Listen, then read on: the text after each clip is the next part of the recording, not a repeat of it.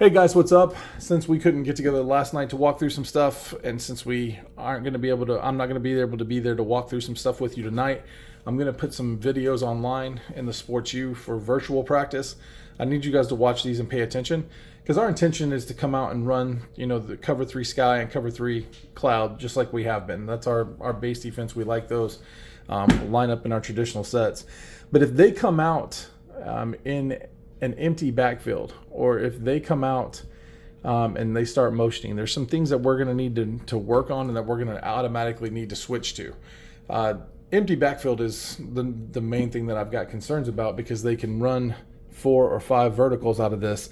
If we were in cover 3, they had the potential to have 5 men deep and we only have 3 men back there. And we've got some studs and we've got some guys that can cover, and that would be awesome, but I don't like those numbers. So we're going to do our best to eliminate that possibility. Now, I don't think that they're going to have the athletes to out muscle us from a linebacker or from a receiver standpoint, but I want to make sure that we're clear on what to do here. So I'm going to walk through by position group what our responsibilities are in an empty backfield. First of all, this is going to be, no matter what defense I've called, this is going to be a check at the line whenever you come out and see the minute, and we're going to have to automatically make the switch really quickly mentally. So we break the huddle, we're lined up, they come out and we see that they're in a 5 receiver or an empty backfield set. The check call's got to be empty, empty, empty, empty, empty, empty, and I need everybody to echo that. So what's going to happen, we'll start with the defensive line.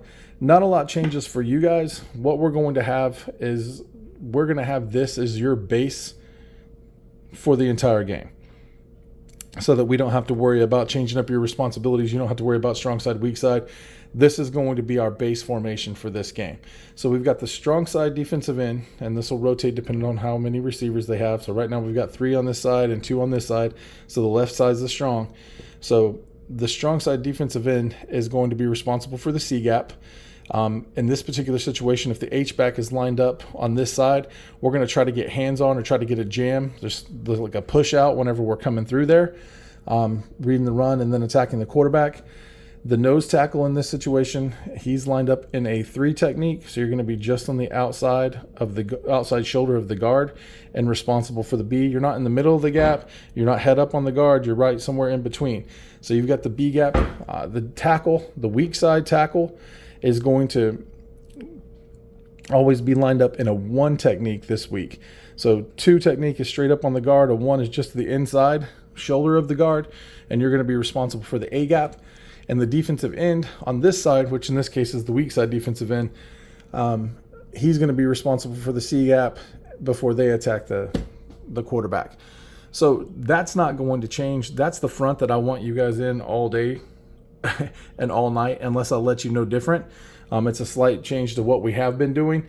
They'll pull a guard every once in a while on their counter play, but we'll be able to see that fairly easily. So those guards being uncovered aren't as essential this week as changing up the run responsibility. So that's where you are as a defensive lineman. If you have questions about that, reach out. But we've got the strong end through the C gap, the nose through the B gap on the strong side. We've got the tackle through the A gap and the end around on the C gap. So what that leaves from a run fit standpoint or from a run responsibility standpoint, you've got the middle linebacker, the strong side middle linebacker. He'll have this A gap here. And then you got the wheel backer or the weak side inside linebacker will have this B gap. That'll be their primary responsibility as far as the run. And then, of course, the outside linebackers are responsible for the contain. But I do need the ends to set the edge, right? We don't want anybody to get outside of you guys, but the outside linebackers are there to clean up if we need them to.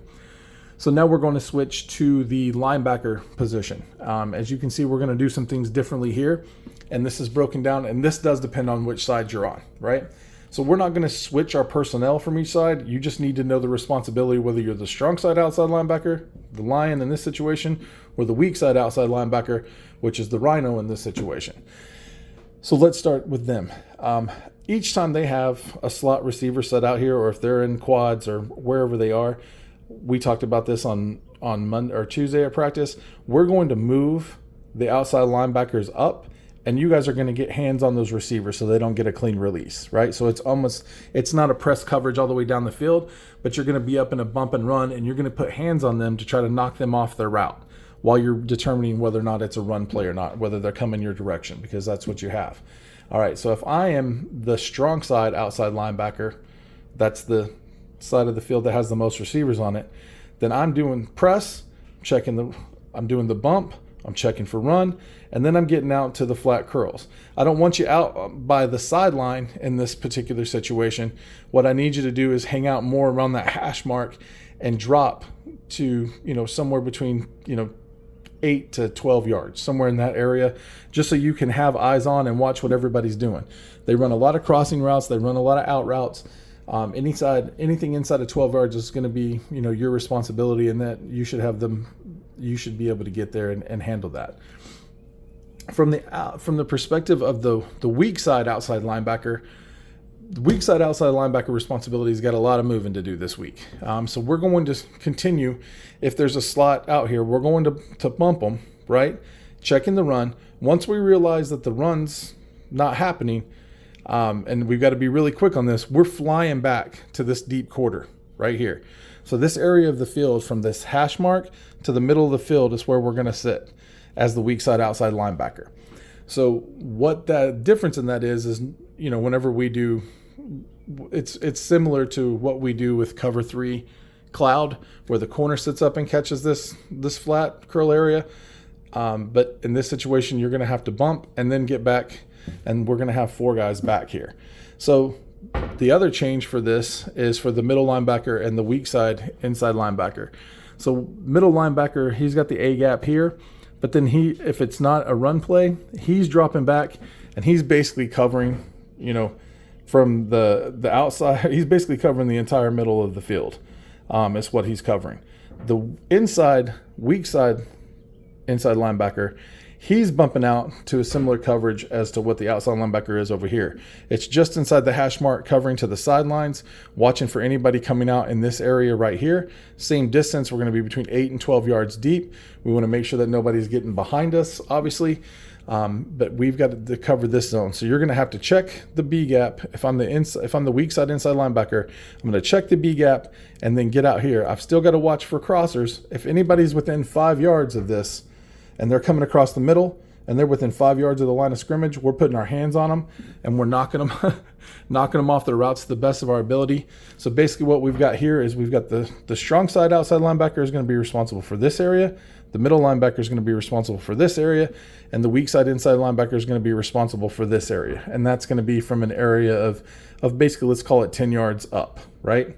10 yards up. So now we switch to the defensive backs. I know we talked about being man everywhere you go.